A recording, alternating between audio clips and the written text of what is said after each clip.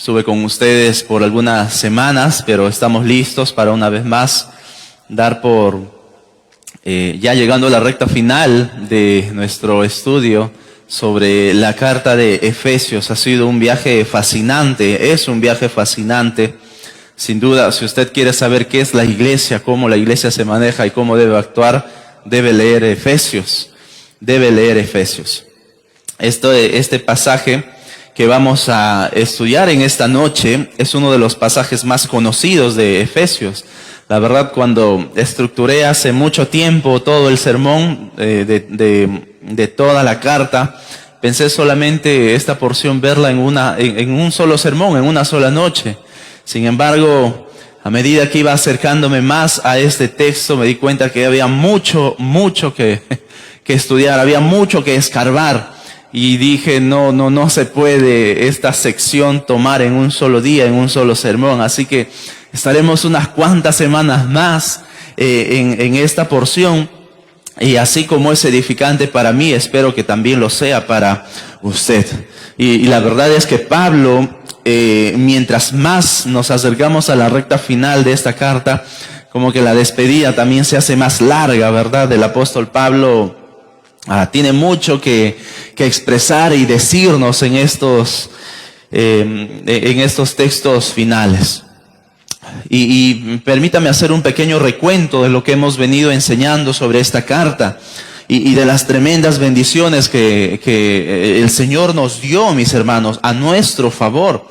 En el capítulo 1, Pablo nos va a mostrar los maravillosos tesoros espirituales que Cristo, nuestro Señor, derramó sobre cada uno de nosotros. El creyente es un creyente rico, absolutamente rico, con todas las bendiciones espirituales que nos dio el Señor. El creyente no tiene nada que envidiar a Israel. El creyente en Cristo Jesús no tiene nada que desear las bendiciones que Dios le dio a Israel. Nosotros tenemos muchas más bendiciones. Tenemos una herencia en los cielos. No tenemos nada que desear, ni reclamar, ni pedir por las bendiciones de Israel. A nosotros se nos dio todo. Todo se nos dio por medio de nuestro Señor Cristo. En el capítulo 2, Pablo nos recordó de dónde nos sacó nuestro Señor. Estábamos muertos. El versículo 1 del capítulo 2 va a decir, y Él os dio vida cuando estaban muertos en vuestros delitos y pecados. De esa condición nos sacó el Señor. Y nos va a recordar que ahora tenemos una ciudadanía. Ahora tenemos una ciudadanía.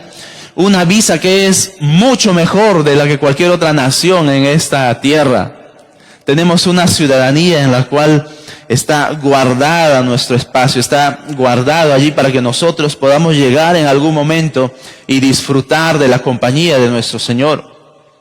En el capítulo 3, el apóstol Pablo nos recuerda su ministerio, nos recuerda cómo fue llamado por Cristo Jesús para sus propósitos.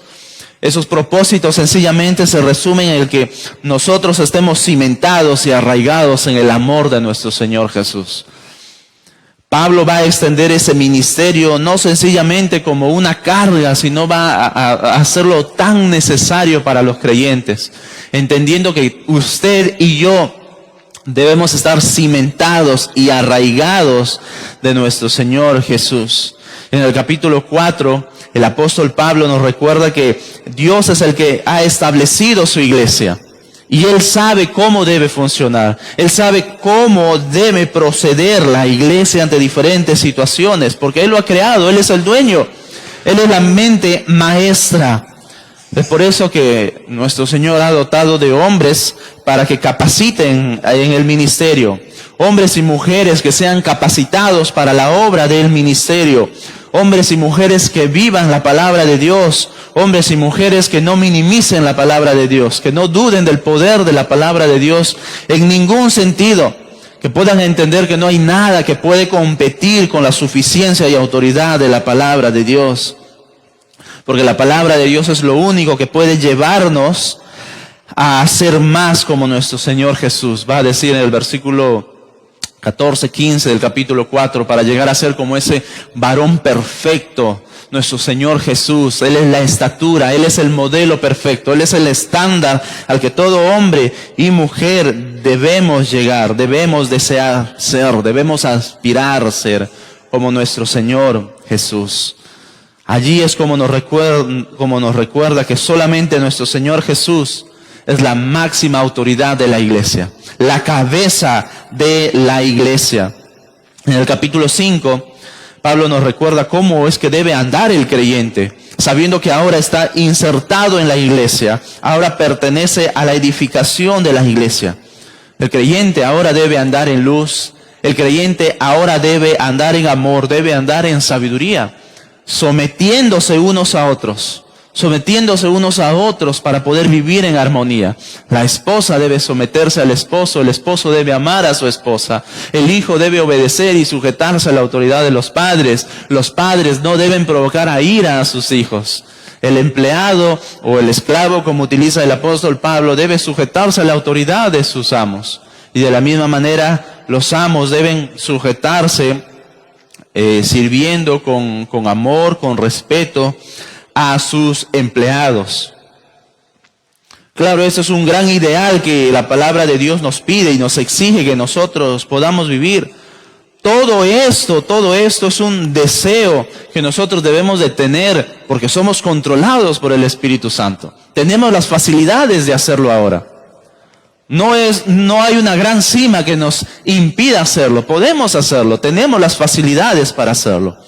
Pero ¿usted cree que será fácil hacer todo esto? ¿Usted cree que será sencillo hacer todo esto? El enemigo, el adversario, el mentiroso, el acusador, el diablo, el calumniador, ¿se quedará con los brazos cruzados? Obviamente no. Obviamente no. Él va a hacer todo lo que esté a su alcance para que usted y yo no podamos cumplir nada de lo que el Señor Jesús nos pide aquí. Es imposible que Satanás, mis hermanos, se quede con los brazos cruzados. Usted va a poner todo de su esfuerzo. Nosotros debemos desear poner todo nuestro esfuerzo para obedecer a Cristo. Pero Satanás va a hacer todo lo que esté a su alcance para que usted no cumpla ninguna de estas cosas. Usted en estos momentos aquí puede estar con la conciencia, con la idea, con el deseo de poder servir al Señor y vivir para Dios.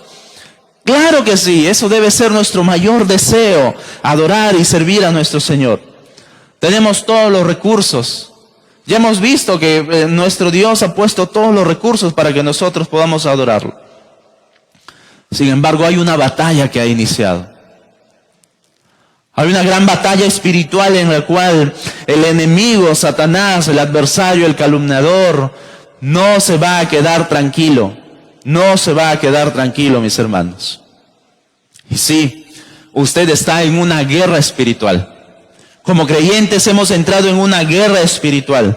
Desde el momento que hemos rendido nuestra vida a Cristo, hemos entrado en una guerra espiritual. Si usted es un hijo de Dios, usted no puede estar en un punto neutro.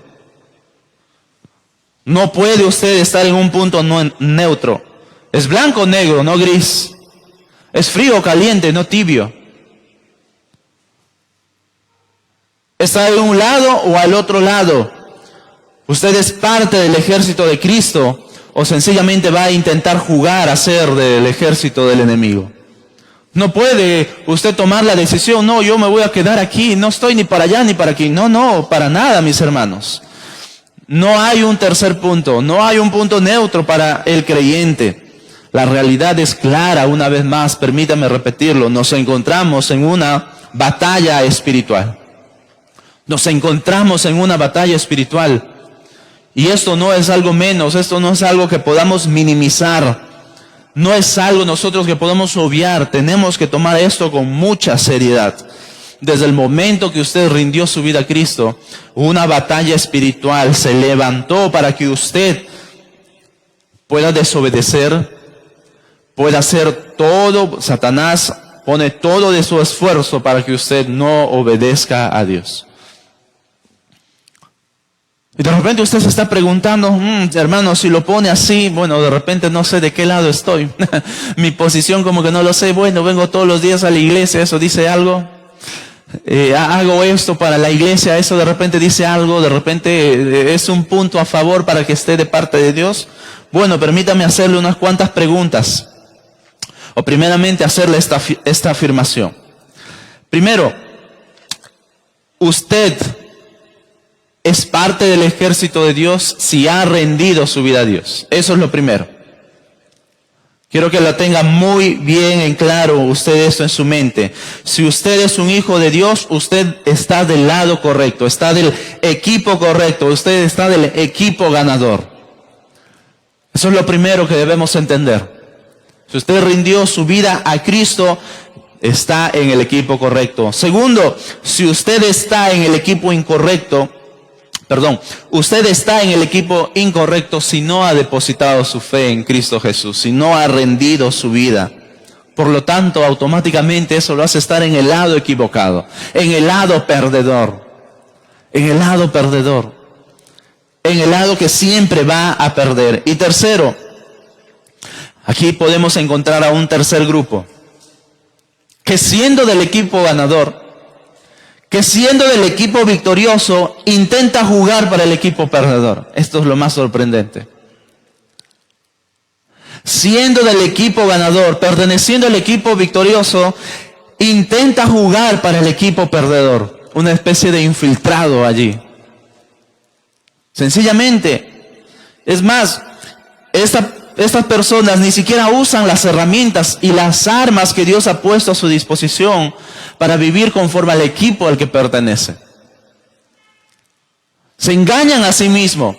No puedes tomar un tercer bando, pero sencillamente tú intentas jugar para el equipo perdedor. Al no usar las herramientas que Dios te ha dado, al tú pensar que no estás en ningún lado, en ningún bando. No, mis hermanos, si tú eres un hijo de Dios y no quieres de repente poner nada de tu esfuerzo, lamentablemente estás jugando para el equipo perdedor. No perteneces al equipo perdedor, pero estás jugando para el equipo perdedor.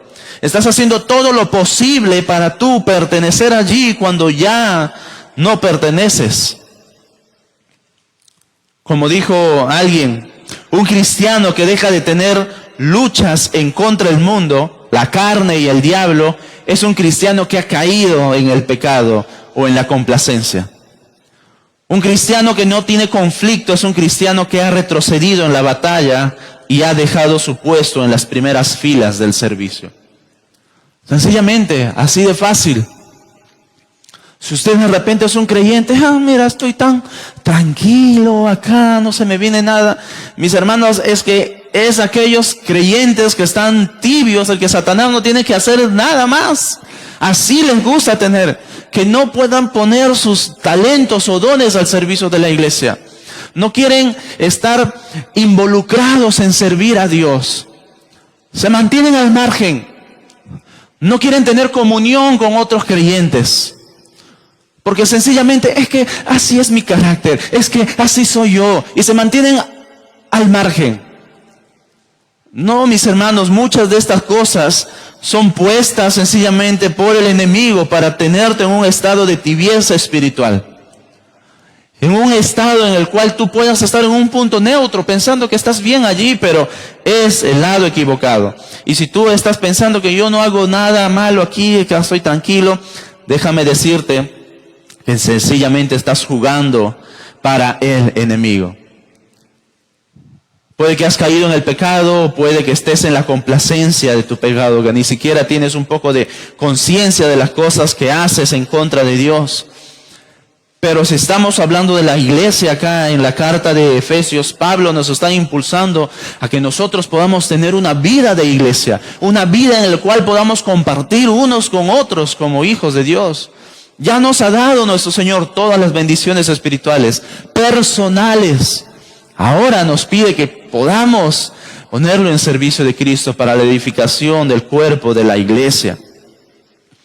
¿Quieres saber ahora si estás en este tercer grupo? Aquí te hago algunas preguntas. Primeramente, ¿lees tu Biblia cada día para buscar alimento de Dios para tu alma? ¿Lees tu Biblia cada día? ¿Te apasiona buscar el rostro de Dios a través de su palabra día a día? ¿Te apasiona buscar el rostro de Dios? Es más, oras día a día para entrar en el trono de la gracia de Dios y buscar su dirección y dependencia de Él. Oras cada día, buscas de esa manera también el rostro de Dios.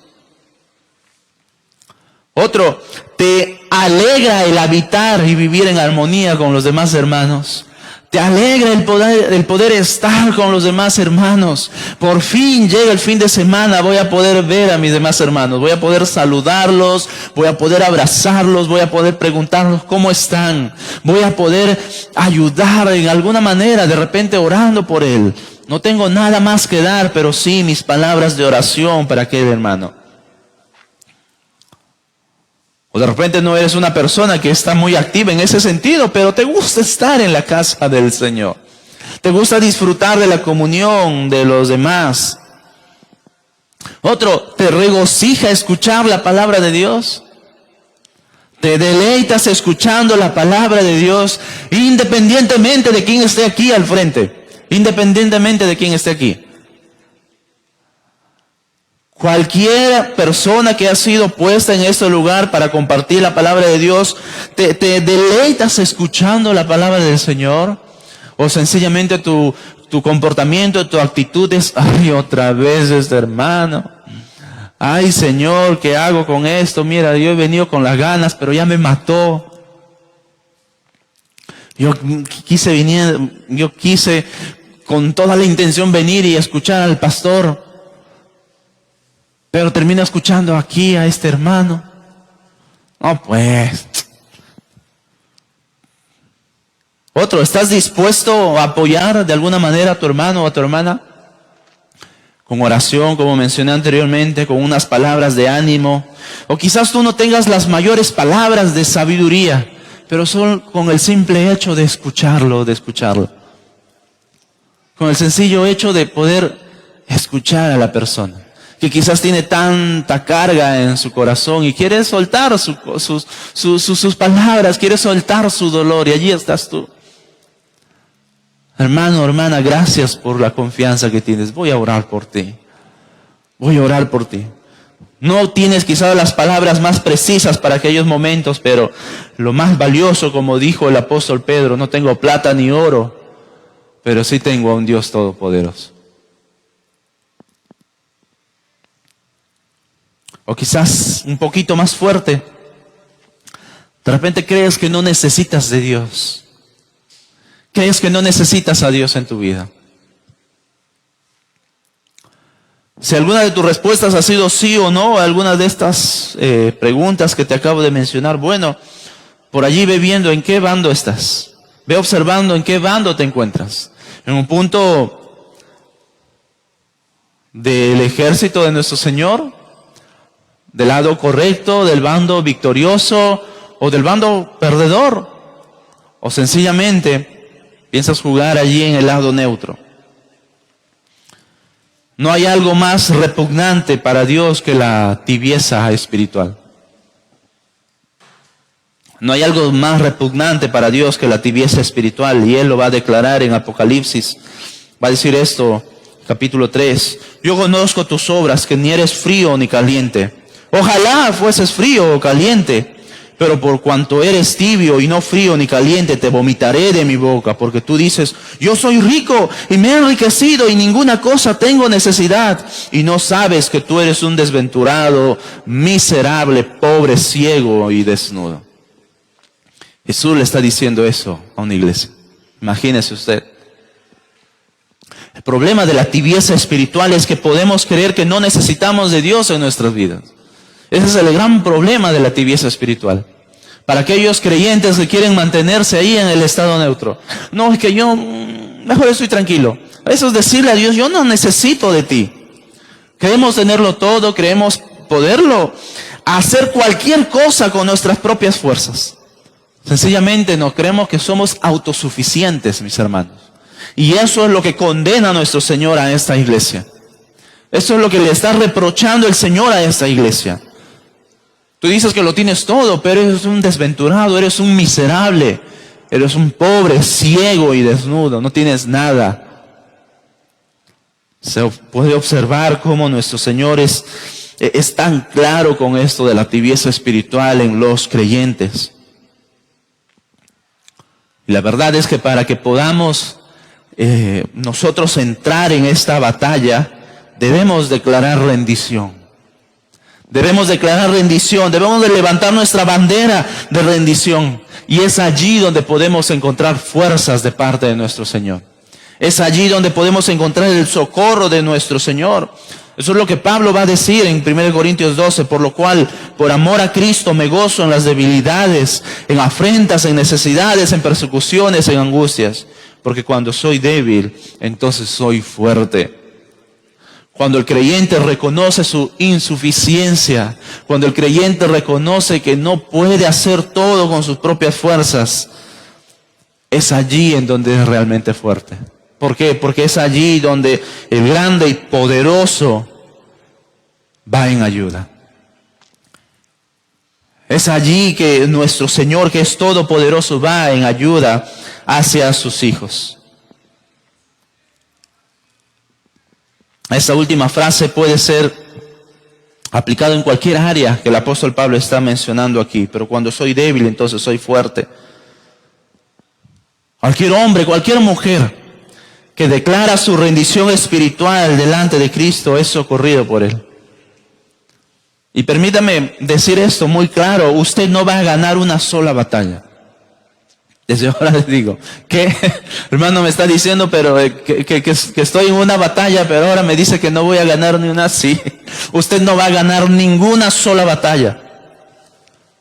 Entonces, ¿por qué debo hacer el esfuerzo? Entonces, ¿por qué me dice que estoy en una guerra? ¿De qué está hablando, hermano? Bueno, sencillamente nosotros, mis hermanos, no vamos a ganar ni ganaremos ninguna batalla porque Cristo las ganó todas. Nuestro Señor Jesús ganó todas las batallas, pasadas, presentes y futuras, por cada uno de sus hijos. Él ha vencido, Él ha ganado, Él ha declarado la victoria cuando resucitó y venció a la muerte y venció al pecado. Sencillamente nosotros tenemos que agarrarnos de esa victoria. Nosotros no vamos a poder ganar ninguna batalla. Pero si nosotros nos sujetamos de la mano de nuestro Señor Jesús, sencillamente Él es el que nos da esa victoria. Nosotros nos agarramos, nos sujetamos, o como el texto va a decir, vamos a asirnos de esa victoria que el Señor Jesús nos ha dado a cada uno de nosotros. Nosotros no podemos pelear con el enemigo. Nunca se nos manda pelear con el enemigo. Nunca se nos manda a enfrentarnos con el enemigo. Tampoco se nos manda a reprender al enemigo. Reprende, expúlsalo, hazlo esto y hazlo otro. No. El creyente lo único que hace es sujetarse, cogerse muy bien de la victoria que Cristo ganó en la cruz. Y allí realmente es donde está también nuestra victoria, mis hermanos. Allí es donde está nuestra victoria. Habiendo dicho eso, quiero que abran sus Biblias en el capítulo 6 de Efesios. Pablo nos va a hablar aquí de una gran batalla. Yo estaba en una lucha de poner la batalla del creyente, la batalla espiritual y demás cosas. Sin embargo, creo que el texto no enfoca mucho para eso y por eso puse como título de este sermón el gran poder del Señor, porque eso es lo que importa, eso es lo que Pablo va a centrar para sus hijos. El problema no es la batalla, el problema no es esta pelea espiritual que hay. El detalle es que nosotros debemos sujetarnos del gran poder de nuestro Señor para poder vencer cualquier ataque del enemigo. Capítulo 6 de Efesios, versículo 10. Dice así la palabra del Señor: por lo demás, hermanos míos, fortaleceos en el Señor y en el poder de su fuerza. Vestidos de toda la armadura para que podáis estar firmes contra las acechanzas del diablo. Porque no tenemos lucha contra sangre y carne, sino contra principados, contra potestades, contra los gobernadores de las tinieblas de este siglo, contra huestes espirituales de maldad en las regiones celestes. Por tanto, tomad toda la armadura de Dios para que podáis resistir en el día malo y habiendo acabado todo, estar firmes. Estad pues firmes, ceñidos vuestros lomos con la verdad y vestidos con la coraza de justicia y calzados los pies con el apresto del evangelio de la paz. Sobre todo, tomad el escudo de la fe, con que podáis apagar todos los dardos de fuego del maligno, y tomar el yelmo de la salvación y la espada del Espíritu, que es la palabra de Dios, orando en todo tiempo con toda oración y súplica en el Espíritu, y velando en ello con toda perseverancia y súplica por todos los santos. Y por mí, a fin de que al abrir mi boca me sea dada palabra para dar a conocer con denuedo el misterio del Evangelio, por el cual soy embajador en cadenas, que con denuedo hable de él como debo hablar. Ahí está el apóstol Pablo, escribiendo esta porción tan maravillosa que nos entrega a la misma vez, mis hermanos, la base para que nosotros podamos entender esta batalla espiritual que tenemos. Ahora, ¿por qué digo que usted y yo tenemos la victoria asegurada? ¿Por qué digo que usted y yo debemos de apoyarnos, cogernos de la victoria que Cristo ganó en la cruz? Sencillamente, esto es lo que Pablo va a decir a continuación. Eso es lo que Pablo nos dice a cada uno de nosotros, que el creyente debe fortalecerse en el gran poder de nuestro Señor. El creyente debe fortalecerse en el gran poder de nuestro Señor. Por lo demás, hermanos míos, fortalecer en el Señor y en el poder de su fuerza. El creyente, mis hermanos, es llamado a esta batalla espiritual. Es llamado a poder pelear, no en sus propias fuerzas, no en tus propios medios. Somos llamados a pelear en el poder de nuestro Señor. Cuando nosotros intentamos pelear esta batalla espiritual con nuestras propias fuerzas, nuestra derrota está totalmente avisada. Nuestra derrota está totalmente prevista. El enemigo se va a burlar de nosotros porque intentamos pelear con nuestras propias fuerzas. Pero el apóstol Pablo nos llama aquí a fortaleceos en el Señor. Literalmente, una traducción literal diría de esta forma: sean fortalecidos por el Señor. La traducción que tenemos aquí habla de que nosotros debemos de buscar eso, pero el creyente obviamente debe de tener esa disposición. Pero ¿quién es el que debe de fortalecernos a cada uno de nosotros? El Señor. El Señor es el que nos fortalece para poder pelear esta batalla.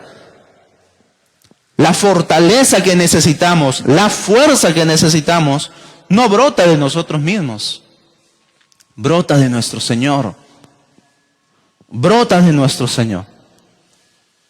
Es por eso que usted, cuando intenta de repente algún plan espiritual, voy a trabajar de esta manera en mi vida espiritual, voy a trabajar de esta manera, y se ponen, de repente tienen alguna lucha con la lectura de la palabra de Dios, y se ponen muy espirituales en ese sentido. Voy a abrir mi Biblia diariamente a partir de mañana y voy a leer 10 capítulos cada día. Pero empiezas leyendo 5 versículos el primer capítulo y ya tienes sueño. Empiezas leyendo los 5 versículos y te olvidas completamente de lo que estabas leyendo. Te desconcentraste totalmente. Muchas veces empezamos planes, obviamente, de nuestras propias fuerzas, con buenas intenciones. Pero nos olvidamos que hay una lucha espiritual. Nos olvidamos que hay un trabajo que debemos de hacer en nuestras vidas todavía previas. Y lo primero es fortalecernos en nuestro Señor. Una vez más, esto nos indica que la victoria la tenemos asegurada por la victoria de nuestro Señor. La tenemos asegurada por la victoria de nuestro Señor. Sin embargo, la pelea nos corresponde a nosotros. La pelea, la preparación, el trabajo previo para esta lucha espiritual, para esta pelea espiritual, depende de nosotros. Y es más, vamos a verlo más adelante, que Dios nos dio herramientas para usar durante esa pelea. Dios nos ha dado los accesorios necesarios para esta pelea. Es decir, Él nos da todos los recursos, mis hermanos. No solamente podemos encontrar esa fuerza, también nos da los recursos para poder usar esta pelea. Nos da todo lo que necesitamos. Miren nada más Qué bueno es nuestro Señor. Qué bueno es nuestro Señor. Nos manda con todos los recursos que necesitamos. Recuerdo mi hermano, uno de mis hermanos mayores, me contó que peleó en la guerra con Ecuador. ¿Cómo se llamaba la guerra? La guerra ¿perdón? Cenepa, ¿verdad? Y mi hermano me cuenta, él justamente se había enlistado para el ejército y justo tiene la gran bendición de que estalla en la guerra. No había tenido ni meses de preparación, mis hermanos, sencillamente se enlistó y a las semanas nomás ya estaba empezando la guerra y todos, vamos a la guerra. Apenas les habían enseñado a usar el arma. No habían tenido todavía la preparación previa para cargar el arma. Porque un soldado no va a la guerra solamente con su martillo y su armita. Mis hermanos, un soldado va a la guerra con mucho peso encima. Su cuerpo físico tiene que estar preparado para resistir ello. Su cuerpo físico tiene que estar preparado para soportar horas o días, incluso hasta sin comer. Su cuerpo debe estar preparado para resistir horas y días hasta sin dormir. Su mente tiene que estar preparado para todo ello. Es una preparación. Mi hermano me cuenta que tuvo la bendición también de no estar enfrente de la batalla, tuvo otra sección, pero él me contaba cómo desde el helicóptero traían a los que habían muerto en batalla y los soltaban desde arriba, pobres jóvenes, muchachos, nada más, recién enlistados, sin la preparación previa, los soltaban desde el helicóptero, muertos allí, los tiraban, sin la preparación que necesitaban para enfrentarse a esta guerra. Sin embargo, eso no es lo que pasa con nosotros. Nuestro Señor es tan bueno, nuestro Señor es tan bondadoso que nos equipa para ello. Nos capacita para esa guerra. Es más, nos dice que ya tienes la victoria. Ya tienes la victoria. Tú no tienes que esforzarte por ganar la victoria. Tú ya tienes esa victoria. El Señor ya ha peleado por ti. El Señor lo ha ganado por ti, mi hermano, mi hermana. Qué bueno es nuestro Señor. Contra cualquier tipo de amenaza que el enemigo puede hacernos a cada uno de nosotros, la palabra de Dios nos dice que nuestro Señor ya peleó. Pero lo más hermoso es también que usted no puede ir a una batalla sin conocer a su enemigo, ¿verdad? Tiene que saber ante quién va a pelear. Tiene que saber ante quién se va a enfrentar. Y esto es también lo que la palabra de Dios nos dice. El creyente, segundo, el creyente debe conocer a su enemigo y la batalla que pelea. Versículo 12. Porque no tenemos lucha contra sangre y carne, sino contra principados, contra potestades, contra los gobernadores de las tinieblas de este siglo, contra huestes espirituales de maldad en las regiones celestes. Yo tengo aquí otra versión, la NBI, permítanme mostrarle lo que dice. Pues no luchamos contra los enemigos de carne y hueso, sino contra gobernadores malignos y autoridades del mundo invisible, contra fuerzas poderosas de este mundo tenebroso y contra espíritus malignos de los lugares celestiales. Creo que esto es una de las descripciones más importantes que tenemos en la palabra de Dios de nuestro enemigo y cómo él opera. Aquí está la táctica de cómo actúa el enemigo. Aquí está la información necesaria de cómo el enemigo trabaja, de cómo el enemigo está organizado para pelear esta batalla contra nosotros. Observe nada más aquí, Pablo nos está mostrando los rangos. Pablo nos está mostrando los ámbitos en el cual el enemigo opera. El enemigo trabaja. Este es un mapa táctico, mis hermanos. Esto es un mapa táctico que usted y cada uno de nosotros debemos de conocer. Ahora, debemos tener mucho cuidado en la interpretación de este texto cuando estamos leyendo o hablando de esto. ¿Por qué digo esto? Porque muchas iglesias en la actualidad han concedido gran importancia al diablo. Muchas iglesias en la actualidad han concedido gran fama a todo esto, a las posesiones demoníacas, a los espíritus territoriales, al esto del atar, a esto de desatar, a esto de reprender, a esto incluso de exorcizar, a estos de todo lo que tiene que ver con los espíritus. Y esto definitivamente presenta un grave problema de la interpretación de la palabra de Dios. Eso hace que se dé demasiado espacio a esto dentro de la iglesia. Y debemos de tener mucho cuidado porque lleva esto a la exageración. Yo no quiero tampoco minimizar el poder que tiene el enemigo, pero tampoco quiero que le demos el lugar expuesto para nosotros. Tampoco es que le demos mucha cabida a esto en la vida de la iglesia. Sí debemos de tener cuidado, sí debemos de estar alerta, pero tampoco es que debemos de estar como paranoicos sobre esto. Un mal uso de las reglas de interpretación de la palabra de Dios, recuerde esto, nos va a llevar a malas prácticas. Una mala teología nos va a llevar a malas prácticas. Malos conceptos que tenemos en cuanto a Dios o a la palabra de Dios nos van a llevar a vidas que están totalmente practicando lo equivocado. En la actualidad, según estas interpretaciones, todo es atribuido a Satanás. Todo es atribuido a Satanás. ¿Tienes pereza? Tienes el espíritu de pereza. ¿Tienes hambre? Tienes el espíritu de hambre, espíritu de gula. ¿Tienes sueño? Tienes el espíritu de sueño. Espíritu de robo, espíritu de mentira. Y han podido totalmente contabilizar 300 y tantos espíritus para cualquier cosa. Espíritu de avaricia y todo lo demás. Sin embargo, cuando vamos a la palabra de Dios, no vemos ninguna de estas cosas. El problema de la avaricia, el Señor Jesús lo va a decir, es un problema del corazón, no es un problema de un espíritu. Es un problema del corazón. Como todos los demás pecados, nuestro Señor va a decir que el problema muchas veces del hombre es del corazón. No tenemos que culpar a los espíritus, no tenemos que darle cabida aquí a los demonios. Tenemos que darle su debido espacio. Sin embargo, el mayor problema está en nuestro corazón, con los pecados que tenemos en nuestro corazón. ¿Se da cuenta? Una mala teología nos va a llevar a malas prácticas. Habiendo dicho esto, yo no pretendo tampoco, como mencioné, desvirtuar lo que dice la Biblia en cuanto a las maquinaciones del enemigo. Es muy importante entender y saber. Mis hermanos, Satanás quiere destruir esta iglesia.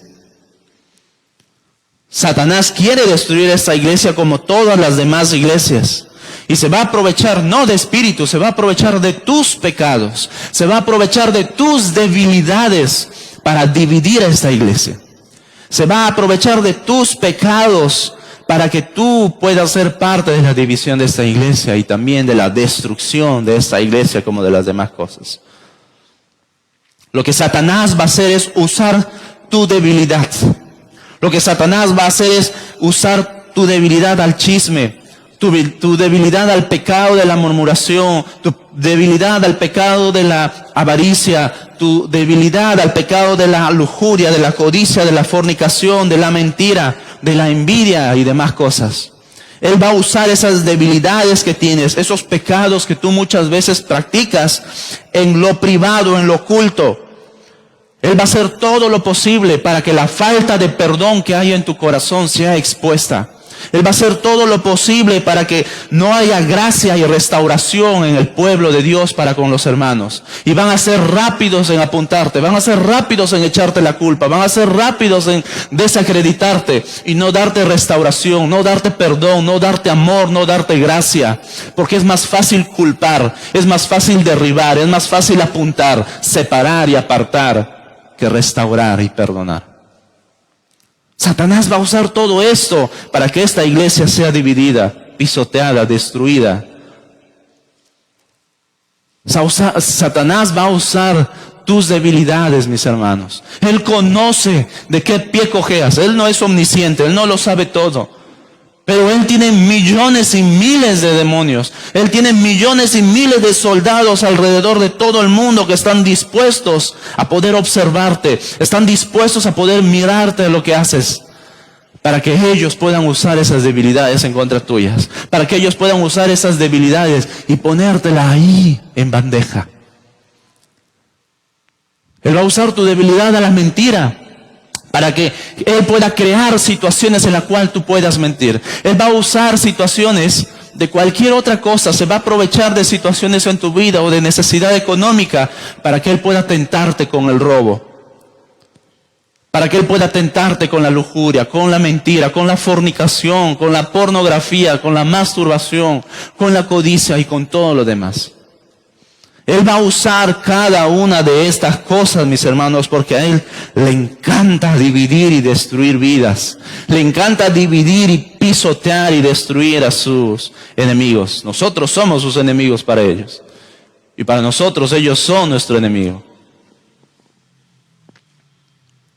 Él va a usar todo lo posible, mis hermanos. Ni siquiera tiene que... sabemos que al creyente no puede... el enemigo no puede tomar posesión de su cuerpo. Pero Él está alrededor observando lo que hacemos cada uno de nosotros. Él no lo sabe todo. Él no es omnisciente ni tampoco es omnipresente.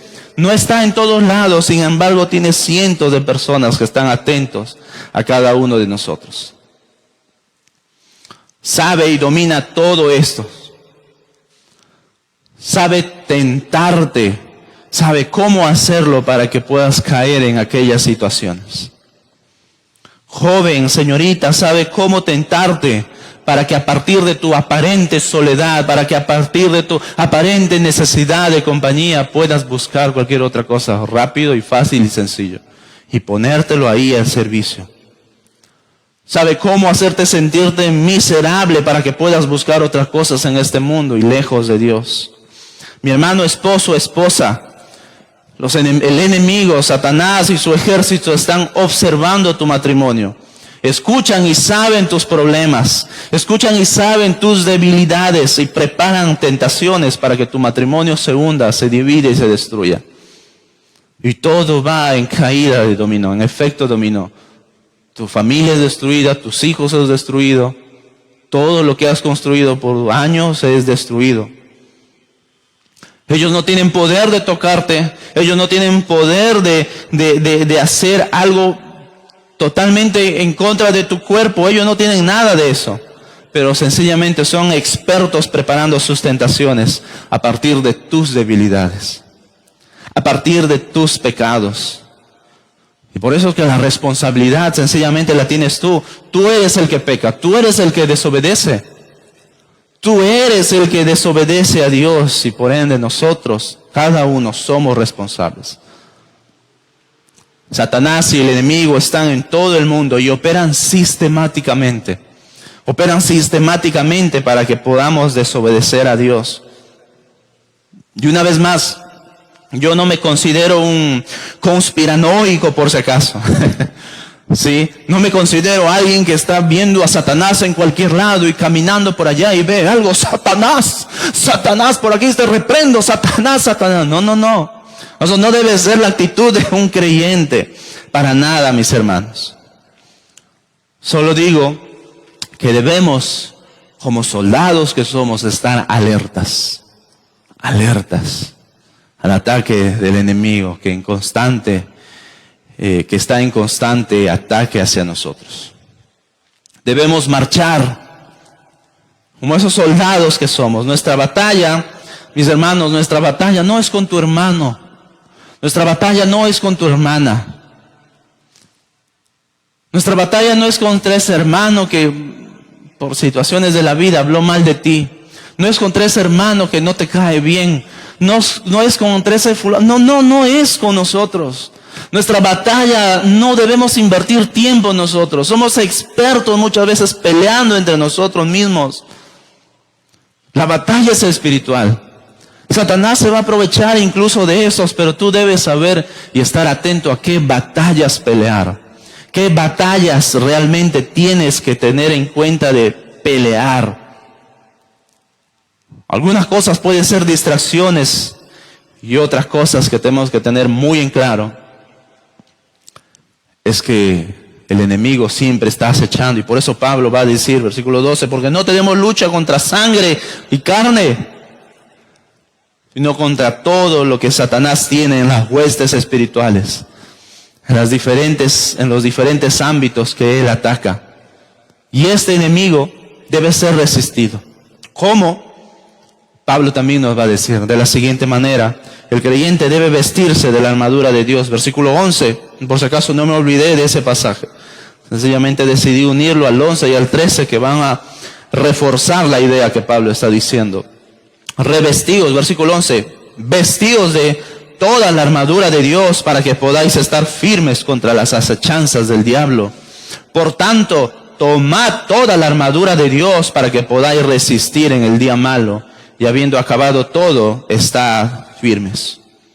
Una vez más, mis hermanos, tan bueno es nuestro Dios que nos da las herramientas adecuadas para esta pelea.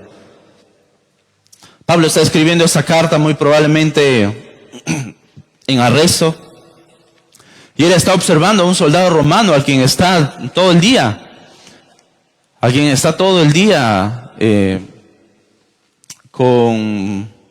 esposado, enmarrocado, como puede estar. Y él observa a este soldado romano, y él obviamente puede ver claramente cómo este soldado romano está vestido. Él observa su vestimenta, y ahí está la clave. Ahí está la clave. Este soldado romano puede resguardar su integridad física de esta manera, con los componentes que tiene para pelear esta batalla. Él tiene herramientas, él tiene armas, él tiene accesorios que le ayudan a pelear sus guerras. Los romanos son uno de los ejércitos más tácticos que hemos podido conocer en cuanto a la guerra en sus tiempos. Más tácticos, a la misma vez sanguinarios, inteligentes en formar para poder ganar una guerra, sin gastar fuerzas, sin gastar recursos. Durante los años que fueron pasando, eso fue cambiando. Pero cuando fue en estos tiempos, sobre todo, mis hermanos, eran unos soldados, era un ejército tan maravilloso, tan imponente en cuanto a la formación de sus hombres. Guerreros, valerosos, formidables en el sentido físico. Y Pablo está observando allí a ese soldado romano. Y dice, estas son las herramientas que el creyente necesita. El creyente tiene herramientas y accesorios para esa batalla. El creyente tiene lo necesario para luchar esa guerra. Y por eso es que Pablo nos manda, ¿a qué cosa? Vestirnos. Vestirnos, es decir, usarlo significa. Vestir significa usarlo. El creyente debe usarlos, poner en acción estas armas que tenemos a nuestra disposición. No están de adorno. No están de adorno, no están de decoración, mis hermanos, no están por gusto. Son las armas necesarias para que nosotros podamos pelear esta guerra. ¿Por qué no vas a usar un arma para tu defensa si te están destruyendo, te están matando, te están eliminando, te están hundiendo? ¿Por qué no vas a usar las herramientas que te está dando el Señor para tu defensa? ¿O quieres estar destruido? ¿O quieres estar humillado? ¿Quieres estar totalmente lamentando por todo lo que el enemigo hace contra ti? Yo creo que no.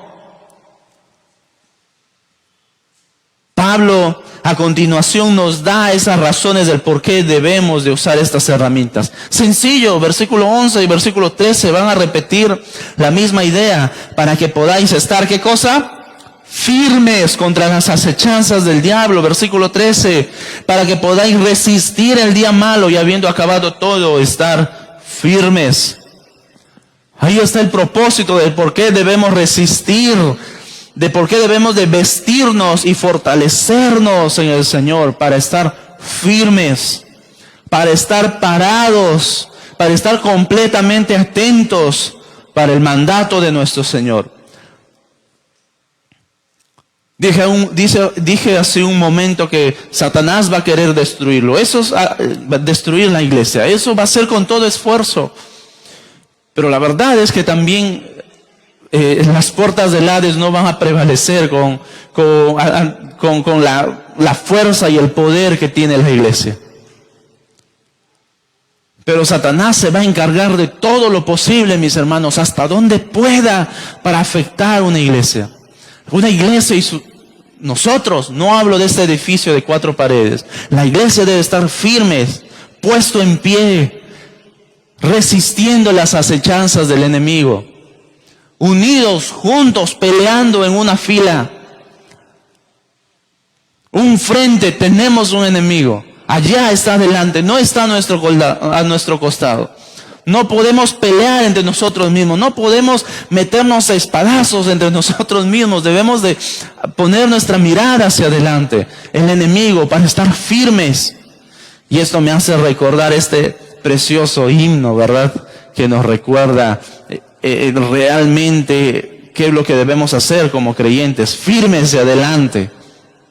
Nos va a recordar que eso es una guerra espiritual. Firmes hacia adelante. Eso es como debemos de estar, huestes de la fe, sin temor alguno, que Jesús nos ve. Claro, lo cantamos con muy bonitas melodías, con muy bonitos ritmos, muy lindo y todo. Pero eso es una canción de guerra. Eso es una canción de guerra, un himno de guerra. ¿Saben cómo cantan los soldados cuando se están animando para la guerra? No cantan con tristeza. No. En la guerra, mis hermanos, una de las cosas que necesitan para impulsarse, para tener más valerosidad, es que están comandados por el capitán, por el general. Y les está dando órdenes y todos respondiendo concentrados. Sí, firmes hacia adelante. Firmes hacia adelante. Y es así como debemos de estar. Cada uno de nosotros. Peleamos una batalla. Nuestro enemigo no es cualquier cosa. La única manera en la cual nosotros podemos estar firmes ante esta batalla es que tú puedas vestirte, puedas usar estas armas que el Señor ha puesto a tu disposición. Y esas son las que vamos a hablar en las próximas semanas. Cómo usar adecuadamente estas armas, cómo usar adecuadamente estas herramientas que el Señor nos ha puesto a disposición. Y así, mis hermanos, podamos ser una iglesia que esté firme ante su Señor. Una iglesia que no esté desprevenida ante el ataque del enemigo. Como dice la frase, guerra avisada o mata gente. Y si la mata por descuidado. Vamos ahora. Amado Dios, gracias. Gracias por tu palabra. Qué gran responsabilidad tenemos para asirnos, para cogernos del poder de tu fuerza que tú has puesto a nuestra disposición. Qué maravilloso eres, qué bueno eres para con nosotros, que no nos mandas a una batalla con la rendición, no nos mandas a la batalla en fracaso, nos mandas a la batalla en victoria. Y es así como debemos de marchar, Señor, en victoria, porque tú ya nos has dado la victoria. Sin embargo, tenemos que pelear, Señor, pero ayúdanos a no enfocarnos en pelear contra nosotros mismos, ayúdanos a no enfocarnos en pelear contra mi hermano, mi hermana, ayúdanos a pelear contra nuestro propio enemigo, quien va a usar cualquier situación para dividir la iglesia, para humillar la iglesia de Jesús, de tu Hijo Jesús. Oh Señor, sabemos que la victoria está ganada, pero necesitamos de tu ayuda. Necesitamos de tu ayuda, Señor, en nuestras vidas.